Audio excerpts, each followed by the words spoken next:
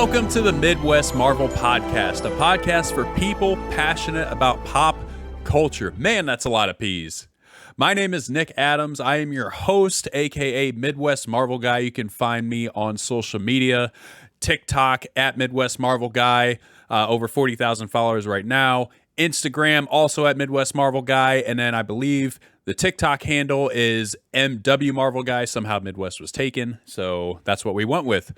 Thank you guys so much for hanging out. Very first ever podcast where we talk about all things Marvel, movies, TV shows, and just really anything related to pop culture and just having fun. And so the goal of this is to build a positive pop culture community. So many fandoms have become toxic, and I want to reverse that. I want to build a community that's positive, that supports each other, that has fun with each other, and just enjoys the things that we're passionate about and enjoys it together. So that's what we're going to do.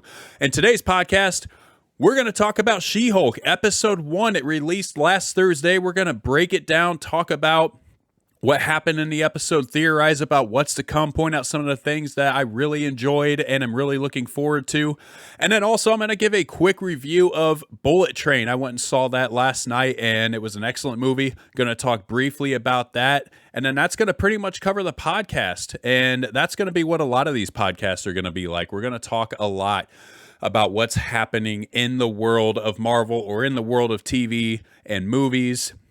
And so obviously going to be a lot of She-Hulk moving forward for the next 9 weeks because we luckily have 9 weeks of that. It's so nice to move away from that 6-episode formula that Disney Plus has been so tied to for their Marvel shows. And I'm hoping that this is a step in the right direction in terms of moving away from that 6-episode and actually getting these to feel more like actual TV shows. So without further ado, let's dive into She-Hulk Episode 1. She-Hulk is the 9th Disney Plus Marvel show. Some people consider it the 8th, but if you count I Am Groot, which I still feel like it's a show, even though it was extremely short, it is technically the 9th show. It is the only show aside, I can't remember how many episodes Groot had. It's the only show aside from WandaVision that broke away from the 6-episode format, which is really exciting. And honestly, I enjoyed the show a lot. So let's start off with the synopsis of Episode 1, and then let's just get into it. Let's talk about it. So, synopsis. The episode starts off with Jennifer Walters, a talented lawyer, preparing to make her closing argument for a court case she's on. Before going into court, Jennifer breaks the fourth wall, which is something I honestly am going to love about the show, and I can't wait to see the creative ways that they continue to do that. She breaks the fourth wall to tell us that she's a Hulk and begins to explain her backstory, which begins with Jennifer getting into a car accident while riding with her cousin Bruce, aka the Hulk. While bleeding, Jennifer tries to pull Bruce from the wreckage, but he's also bleeding, and his blood gets into her bloodstream, immediately transforming her into a She-Hulk.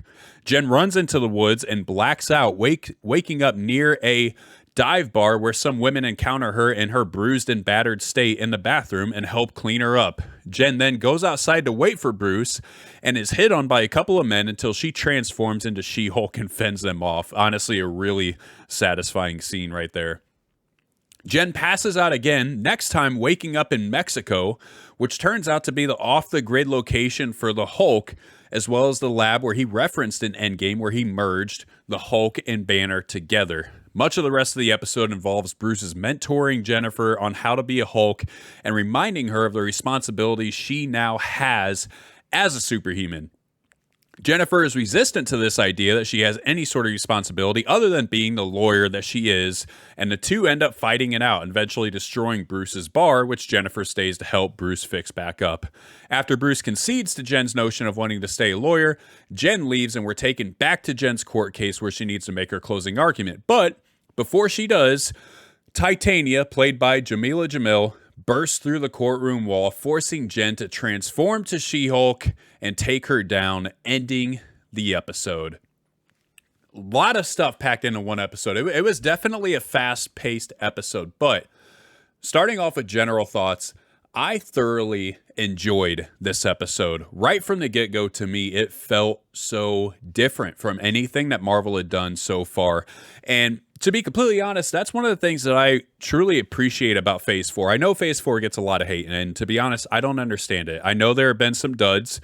And honestly, I don't think there's been anything that I haven't enjoyed, but there are some things that I felt like could have been better. My biggest gripe with all of Phase 4, and this is a polarizing project, my biggest gripe is with Thor: Love and Thunder.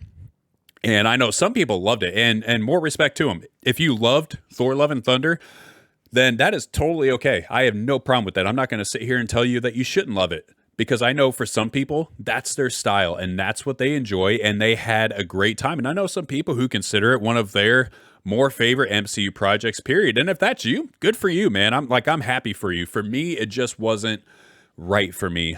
Maybe it's because I read the comics that's largely based on that feature gore, and I just felt like we should have had so much more gore, and it honestly felt like it should have been a darker project than it was, and that's just not really Taika Waititi's thing, which again is fine. Like, he's director, his style, whatever he wants to do is him. It just wasn't for me. Sorry, that was a digression. Anyway, I know people aren't loving Phase 4. I've thoroughly enjoyed Phase 4, and one of the things that I've liked is the fact that Phase 4 has been willing to do something different, and do something different a lot. And it's kind of odd, because I feel like one of the main criticisms I hear of Marvel lately is that everything feels the same. And I would argue that Phase 4 has been the most different than any MCU phase that we've had so far.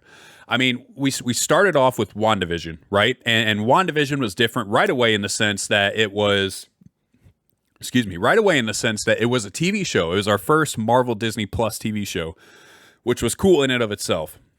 But then it was also super weird, right? Because we started off with like the sitcom, the old style sitcoms, and we didn't know what the heck was going on, and there was so much mystery surrounding the show, and it was a really good time. That was different. We had Eternals, which was also very different from anything Marvel had done, and a lot of people didn't like it for that reason. And I do think the movie had its faults. I enjoyed it. I felt like it could have been 2 movies, but I enjoyed Eternals. I appreciated it being different. Again, we also had arguably the biggest movie crossover in history with Spider-Man No Way Home. Different in the sense that we had Spider-Man from all the Sony projects come into one movie. We had Multiverse of Madness, which was Marvel Studios' first dip into the waters of the horror genre. And Sam Raimi took the reins on that, and it was a very Sam Raimi-esque movie. But it was great. I liked it way more the second time around, and I truly appreciate what they tried to do with that movie, and I'm excited to see what they can do with that type of genre going forward. We had Moon Knight, which fully embraced the weird, right? We haven't had a project embrace weirdness quite like Moon Knight has, but it also dove deeper into the topic of mental illness than any other Marvel project has so far. And that also is something I appreciated, because it was willing to go where no projects had gone before.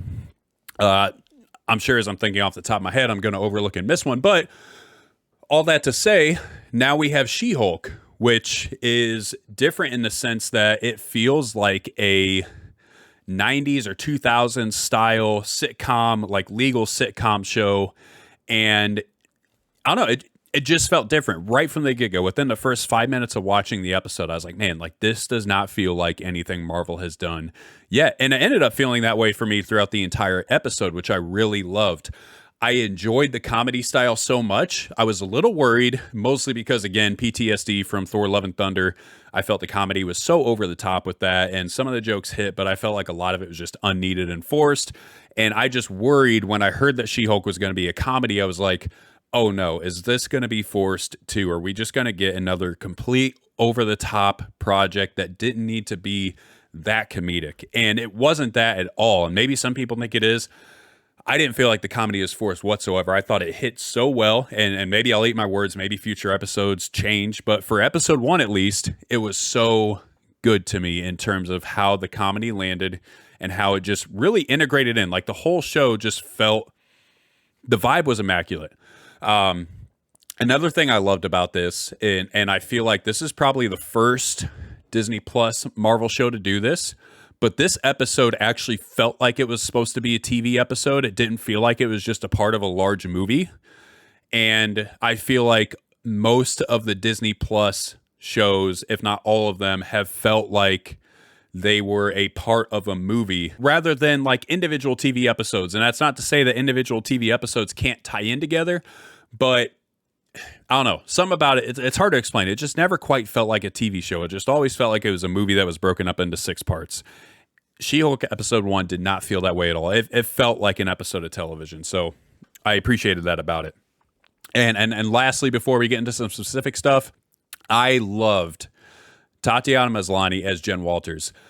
She was so charismatic and just so like her energy was just on a different level. One thing I really felt like she did so well is that some actors and actresses, they just pull you in immediately. Like there's just something about the vibe that they give off and something about the way that they act that just pulls you in right away. Like you don't need any time to get to know this character right from the get-go. You just know, I'm going to love this person. And that's how I felt with her. Like right away, I was like, she's the perfect Jen Walters.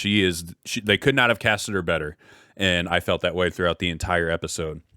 So I'm excited to see what that ends up being like. So some of the stuff I want to dive into, let's talk origin story first, right? Because for people who aren't familiar with the comics, and I'm not going to, run this podcast under the impression that anyone is. I know a lot of people are, but I also know there are people that are just watching this completely disconnected from the comics, and that was me for a long time, and there is nothing wrong with that. And actually, there's almost a beauty in that because you don't have anything to compare to.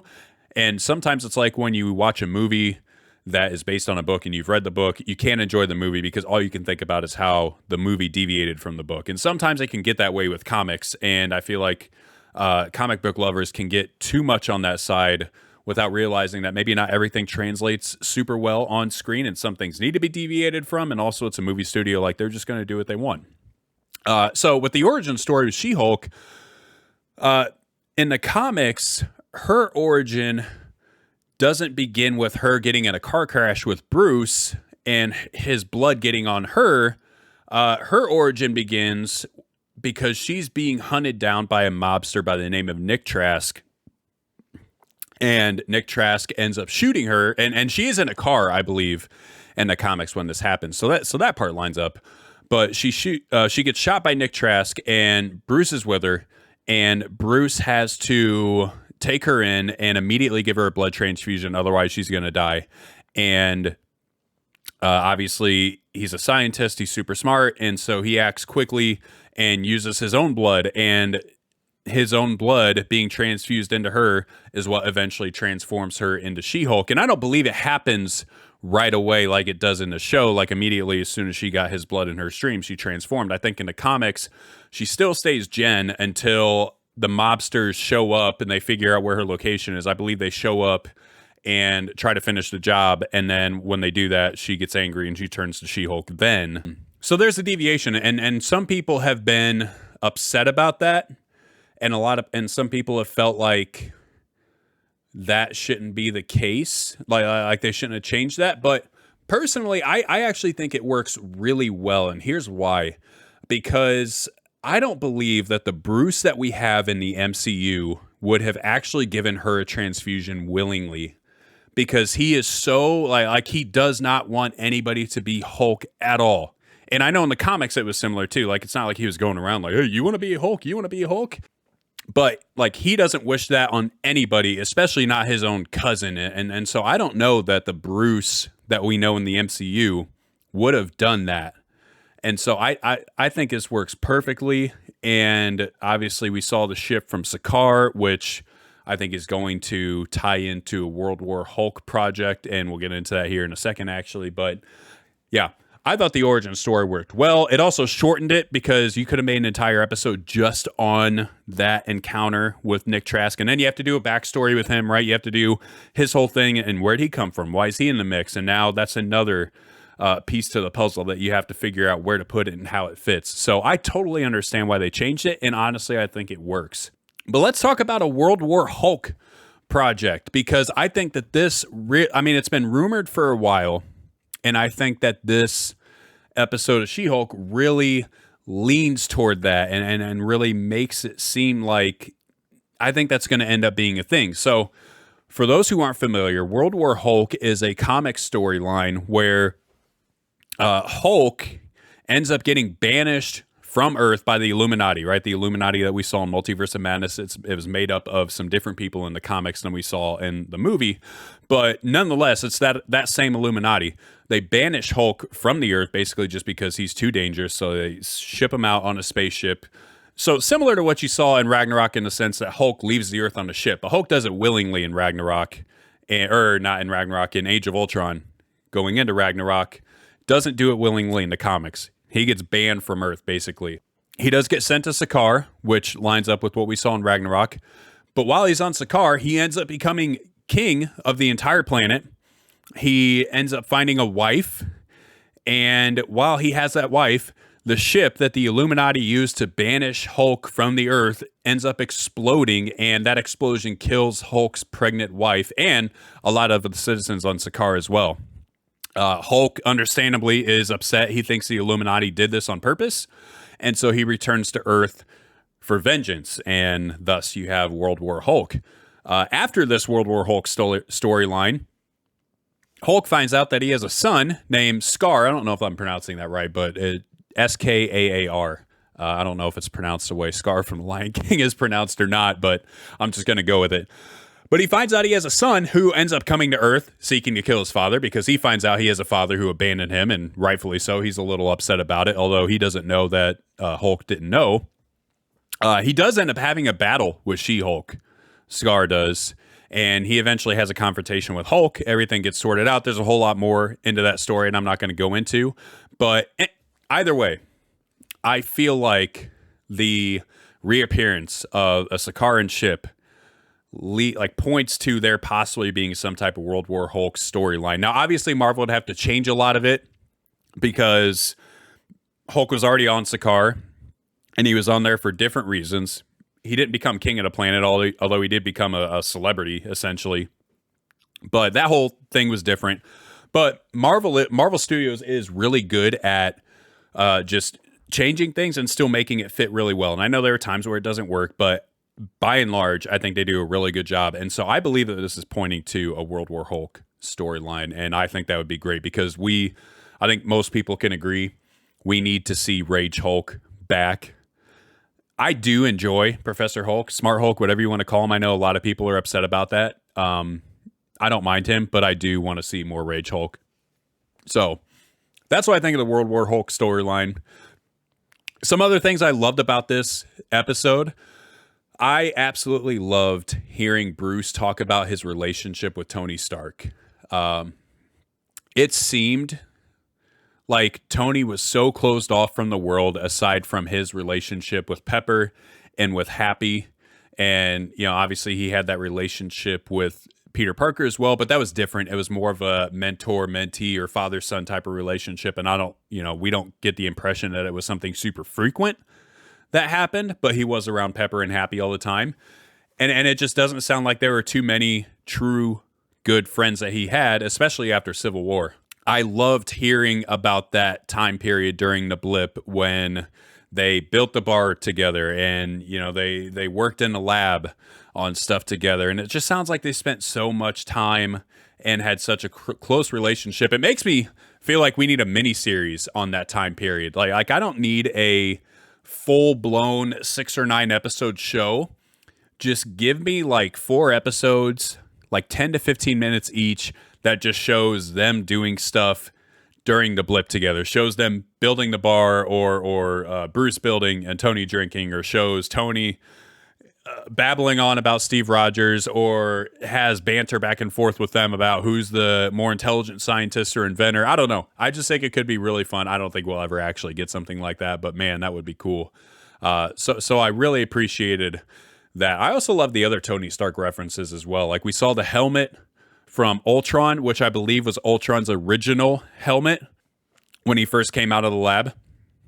We also saw shirts that seem to be Tony Stark shirts, all the different Rock Band t-shirts, and we've seen Tony Stark wear those throughout the course of the MCU, and we saw Bruce Banner wearing a t-shirt like that in Ragnarok, and now we see She-Hulk wearing that t-shirt, those types of t-shirts in episode 1. And again, I just think it's a little nod to Tony Stark. He still has his fingerprints all over the MCU, which I think is really cool, because now we're almost completely finished with phase 4, and yet Tony Stark is still coming up very, very frequently, and I absolutely love that.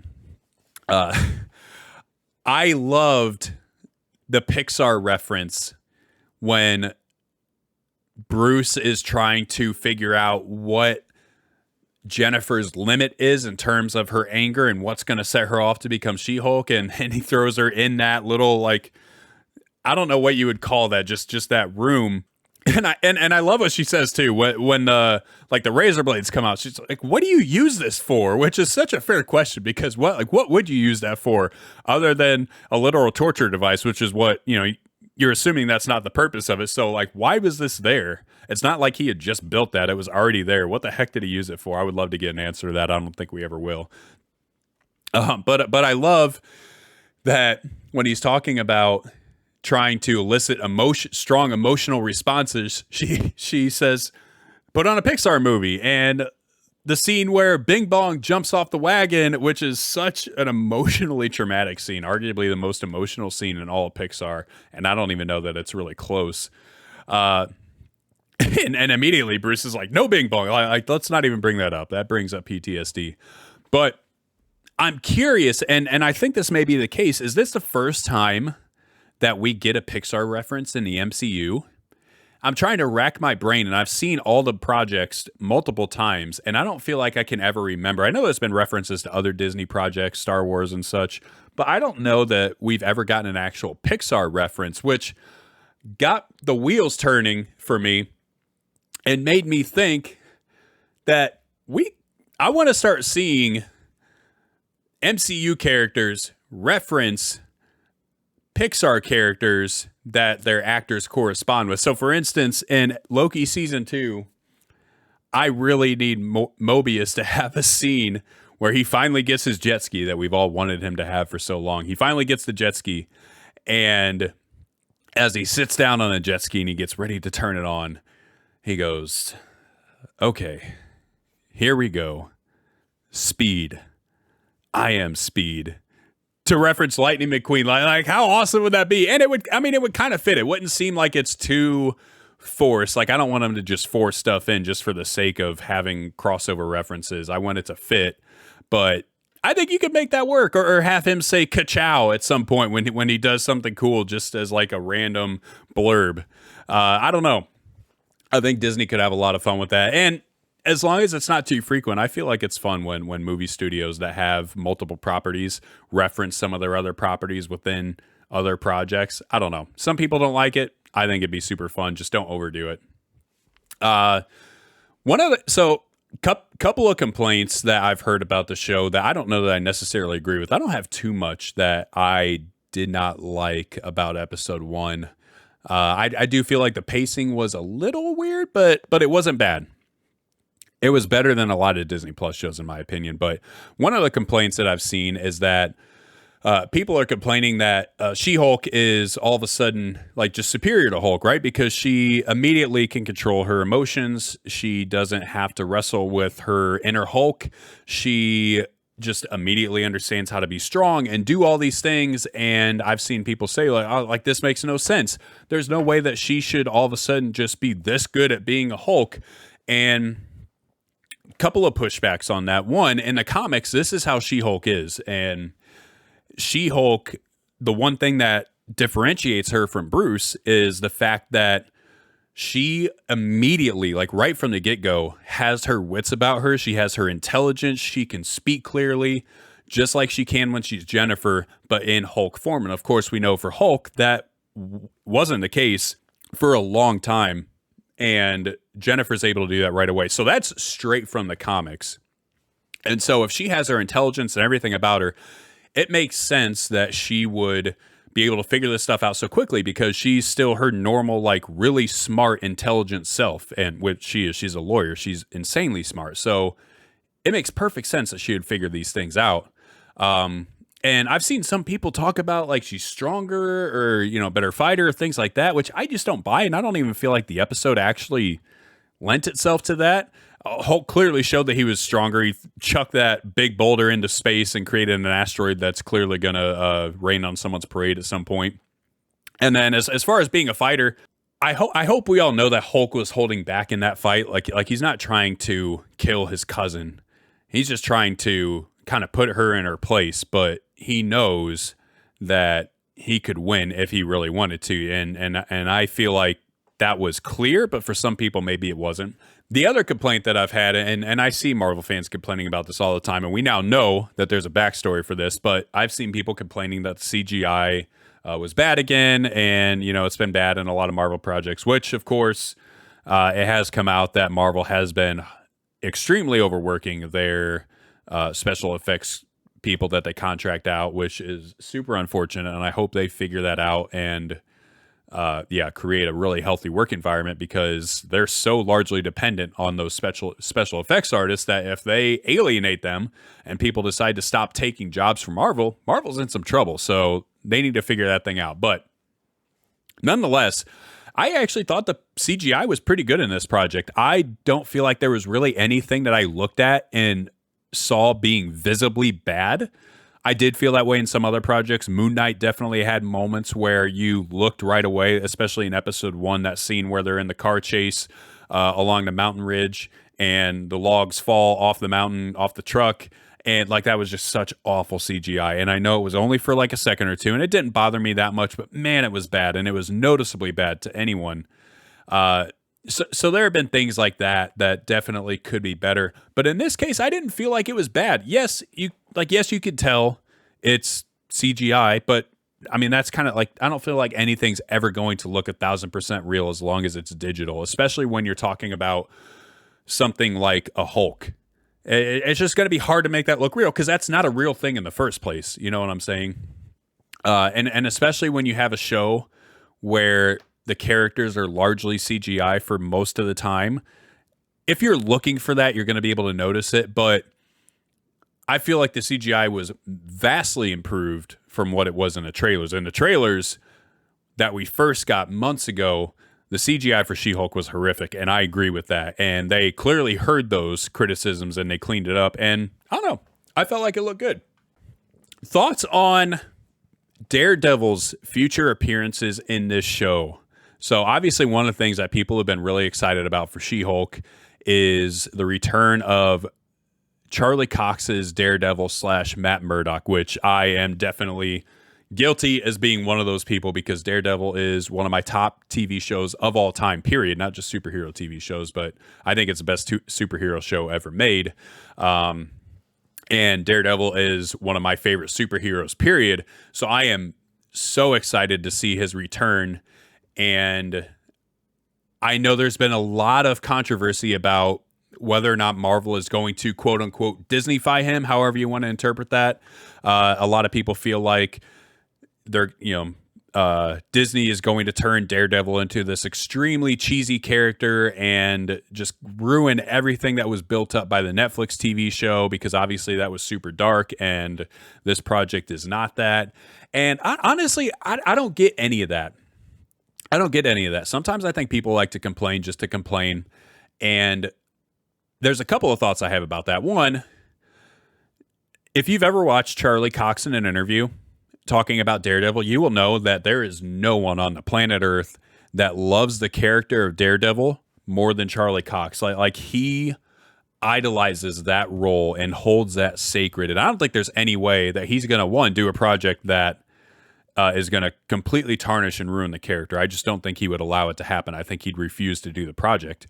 But two, he's a good enough actor that I think no matter what the script is, he's going to find a way to still make it his own. And I fully expect that to be the case here in the She-Hulk show. And honestly, after seeing episode 1 and seeing just the vibe and the tone of it, like, yes, there was comedy, but also just wasn't over the top. I'm so pumped to see him in this environment. I think he's going to be so good.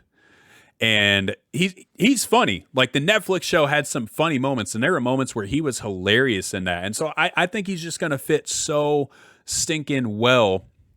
And I think it'll be really good without it being cheesy, which a lot of people were afraid about. And the other thing is, I think this is going to be a great opportunity to see Charlie Cox's range with the character, right? Because nobody's saying that this is the way the character is always going to be forever. This is just this project because it's She-Hulk show. This is the tone. So they're not going to bring someone in and just have them be uber dark. Like, that wouldn't fit at all. And that was part of the problem with Thor Love and Thunder, is people felt like, Gore's in there and he's extremely dark, which he is, and he should have been. But then you had this happy-go-lucky movie, and, hey, there's just this contrast, this inconsistent tone. I don't think we're going to get that. I don't think he's going to be goofy or anything like that, but I think, like, Charlie Cox has the ability to be funny, and I think it still leaves room for him to do his thing the way the character has been done before when his show comes around in Daredevil Born Again. Those are kind of my thoughts on episode 1.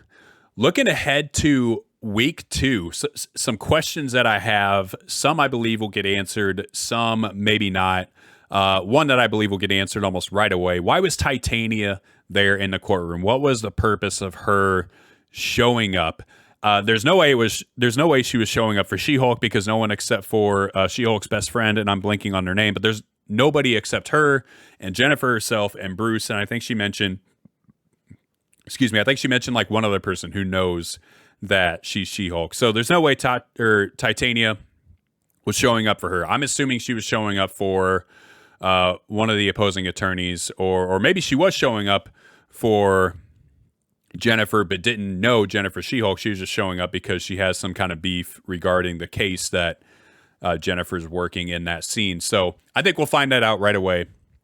I'm excited to learn more about her and see where that storyline goes. Another question that I have is Jen going to get fired for being the She-Hulk, for secretly being this superhero? And the reason that I ask that is because in the comics, she ends up getting fired from her job. And I don't believe it's just because she's the Hulk. I believe there are other reasons why she actually ends up getting fired. And she ends up working for a guy named Holden Holloway, who is actually the opposing attorney in the case that we see Jennifer Walters working in this episode. And I feel like that's not just coincidence. I feel like there's a reason he's there. I wouldn't surprise me if we see her eventually work for him. And what they end up doing is they end up representing superheroes. And we know that that's kind of the direction that the show's going to take, because Jennifer Walters is going to end up representing Abomination. And so, or he's not a superhero, but just super people, essentially. So that's a question. Is she going to get fired? Will she end up working for Holden Holloway like she does in the comics? Another question I have is Daredevil showing up in episode 2? I don't have any reason to believe that he is. The only reason I think that he might is because I've heard rumors that episode 2's title is Whose Show Is This? And there's nothing that 100% confirms that. That's just something that's been floating around the internet. It is confirmed to be one of the titles. No one knows what the order of the episode titles is. If indeed episode 2 is Whose Show Is This, it makes perfect sense that Daredevil would show up in this episode, especially given the fact that so many people are so focused on him and his appearance, and Marvel has been very intentional with their promotion about this still being She-Hulk's show, which I totally get, and I respect that. I like that they're kind of pushing back on that a little bit more. Another question that I have, more silly, but are we going to get some dirt on anybody else in the MCU? We got some dirt on Steve Rogers in this episode, and that was honestly just such a hilarious sequence, especially in the end credits there. And so I'm just wondering, with her investigative skills, is Jennifer Walters going to start like digging into other Avengers, digging into Tony Stark or anybody else or Thor, and find out all this weird, funny stuff and obsess over them throughout the course of the show? I don't know. Maybe not. Maybe she'll just keep her obsession over Captain America, which would also be funny. But either way, I'm curious to see if anything comes to that, or if that's just going to be an episode 1 thing. Last thing on She-Hulk, and then I'll get into Bullet Train, and then we're wrapping up. Tatiana Maslany, I mentioned at the start, is such a perfect actress for this role. Like, she absolutely crushes it. And it got me thinking that we have had a lot of really, really good additions to the MCU in Phase 4. And again, all the hate for Phase 4, but man, we have some powerhouses as far as characters and actors and actresses are concerned. And it just got me wondering where she ranks. And I'd be curious to hear your guys' thoughts. You know, if you're watching this on YouTube, in the comments there, or you could come onto my TikTok and leave a comment. And then obviously, if you're watching on the podcast, you can just write in. My email address is on my TikTok page, MidwestMarvelGuy@gmail.com. I would love to just hear your thoughts about the podcast episode and just the episode of She-Hulk in general. But where does she rank in terms of the newcomers? I feel like she's pretty high up there. So some of the really good ones that we've had, at least on the hero side, the villain side is a whole other argument because we've also had some really good villain additions. But you have Oscar Isaac as Stephen Grant and Mark Spector and shortly Jake Lockley. And he gave arguably the greatest acting performance in the MCU in Moon Knight. So that one's immediately up there. He's probably my favorite addition, but I'm biased because Moon Knight is also one of my favorite superheroes. It's my favorite Disney Plus show up to this point. Haley Steinfeld as Kate Bishop absolutely crushed it. She was my favorite part of Hawkeye. I thought her chemistry, her charisma was so stinking good. She was funny. I love that we got to see her wrestle with becoming a superhero, and she didn't just get it right away. She really had to grow into the role and didn't really get there until the end of the show, which I liked. And then you had her chemistry with Florence Pugh's Yelena Belova, who we saw in both Hawkeye and in Black Widow. And that's another, I need more of Kate Bishop and Yelena together because their scenes together were far and away the best scenes in all of Hawkeye. And I could have done an entire show just with them because of how good they were together. And then you also had Simu Liu as Shang-Chi. I always mispronounce his name. Simu Liu as Shang-Chi was so good. And Shang-Chi, I feel like, is one of the most underrated and underappreciated movies, not just of Phase 4, but all of Marvel. It's probably a top 10 MCU movie for me. I feel like it was amazing. And I think there's an argument to be made for it being the best Phase 4 movie. Obviously, most people give that nod to No Way Home. But I think an argument can be made for Shang-Chi, especially just as a movie, because No Way Home, upon rewatching it definitely has some storyline issues and some plot holes, but I mean, it's just so dang fun, so you have to love it. Where does Tatiana Maslany rank in that? Right from the get-go, I mean, obviously we have a lot of season, the whole rest of the season to go, but right from the get-go, I like her number 2. I like her behind Oscar Isaac. He's my favorite addition, and I don't think that's going to change, but I think she could be my number 2 favorite ad, and we'll see how the rest of the show goes. But curious to hear what you guys think about that. That's She-Hulk, though. That's episode 1 of She-Hulk. A lot of stuff in that episode, and it was awesome. I am so excited for the rest of this show, and I'm just so pumped that there's 9 episodes. I keep forgetting that there's 9, and so in my mind, I'm like, oh my gosh, we're 1/6 of the way through. The show's almost over already, and it's like, no, we actually have a real TV show this time, and I really hope that Marvel just hears people and understands how important that is for us to get away from that horribly paced 6-episode format. It just nothing about it works, man. It just doesn't work at all. And I love that we're going to get 18 episodes of Daredevil. If you're going to fix it on any show, that's the show to fix it on. So moving on real quick before we wrap up, moving away from the Marvel sphere, talking about Bullet Train. So Bullet Train's been out for a couple weeks now. I just haven't gotten an opportunity to go see it. And my wife and I went and saw it last night. And let me tell you, this movie was a blast. This movie was an absolute blast. I had so much fun watching this movie. I thought there were so many good things about it. First and foremost, when I give my movie reviews, the one question I'll answer is this a movie that you should see in theaters? And my answer to this is yes. If you have an opportunity, I know it's not going to be out in theaters for probably too much longer since it's already been a couple weeks, but if you have an opportunity, watch this movie in theaters, because some movies are just a better watch in theaters in general, right? Some movies are just a spectacle. I felt that way about Nope. Nope is a spectacle. That is a movie you need to go see in theaters if you have not yet seen that, because it's just going to feel different when you watch it on DVD or when you watch it digitally in your home. The same thing is true of Spider-Man No Way Home. That experience watching it on your own TV or your computer screen is just different than it was in theaters. It's not the same. Top Gun Maverick is another perfect example of that. That movie was made for the big screen. And I mean, obviously, a lot of people agree. It's now, I believe, just became the 6th highest grossing domestic movie of all time for the U.S., which good for it. It should be. And honestly, it wouldn't surprise me if it goes a little bit higher even. But Bullet Train is another movie. not putting it on the level of those in terms of like, I mean, it's not Top Gun Maverick in terms of being like an all-time great movie, but it was highly enjoyable and it was meant for the big screen. If I could describe this movie in a few phrases, the phrases that I would use are chaotic fun, fast-paced, mysterious, action-packed, and funny. Like all those things wrapped up into one movie. This cast was incredible.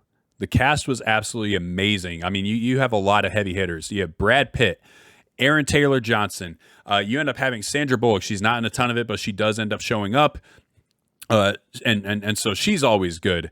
And then you have Brian Tyree Henry, who was also amazing. And him, Brad Pitt, and Aaron Taylor Johnson have just incredible chemistry together. You have Joey King, who's fairly new to Hollywood, but she crushed it. She was super good in the movie.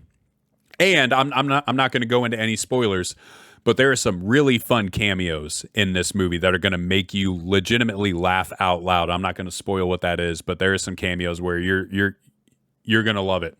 One thing that surprised me about this movie is how much of a mystery it was. I kind of got the vibe that it was a little bit mysterious from the trailer, but watching the movie itself, it had you guessing the entire time, and there was always a mystery that kind of hung over the entirety of the movie, and it made it really fun because you kept trying to figure out what the heck was going on. But it was, I mean, it's a mystery, but it was an action movie. One criticism that I've heard of the movie from multiple people is that they felt like it bounced around too much or felt like the movie was all over the place. And I didn't feel like it was all over the place at all. Not in a sense of it being like just unorganized and just sloppily thrown together. It definitely jumped around a whole lot. But when you see the movie, it makes perfect sense as to why it does that. And this movie is also based off of a book. And I haven't read the book, but my wife has. And from my understanding, based on what she's told me, that's exactly what the book is like. The book jumps around all over the place. And so the movie reflects that. But I think it does it in a really good way. And it keeps the movie really fast paced, which, again, I like. I thought it fit really well. I didn't see it as a negative. Anyway, end of the day. Oh, also, visually, the movie was great. Like the colors, the cinematography that the movie used, the camera work was fantastic. I give this movie probably about an 8 out of 10. It was that enjoyable for me. 8 out of 10. I think it's definitely worth seeing. If you've seen Bullet Train, what did you think? Let me know again in comments or send an email, comment on a video, whatever. What did you think about Bullet Train? What would you rate it? That's pretty much everything. One thing that I want to do each week is just highlight somebody that's in my community, mostly on TikTok, but as we build a following on like YouTube and stuff like that, I'll do it with that as well. But I just want to do what I call like kind of a follower of the week shout out to people within my community that have just really been engaging super well and contributing to building up a positive pop culture community. Because like I said, that's one of the reasons I do this. I think that this space with pop culture and fandom can be super toxic, and I want to try to change that. I want to make it a really positive, encouraging, welcoming place where we can share opinions, have difference of opinions, and still enjoy discoursing with one another and be passionate about the things that we're passionate about. So my follower of the week this week, shout out to @Switini. I don't know if I'm pronouncing that right. SWITINII. This dude engages on almost every single video I post, and he's so positive and he's so encouraging, and he's always gassing me up with the different videos and making me feel like they're way better than they actually are.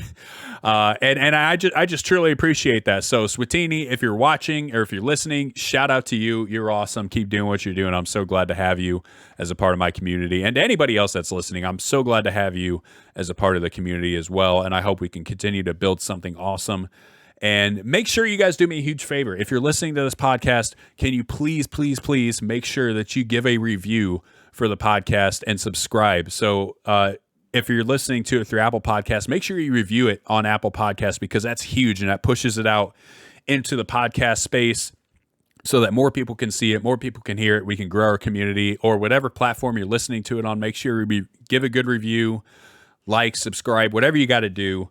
And I appreciate every single one of you guys. So that's it for episode 1 of the podcast. This was a lot of fun. I appreciate each and every single one of you. Looking forward to talking about She-Hulk episode 2, which comes out in just a couple of days. That's going to be a whole lot of fun. And until then, I'll catch you nerds later.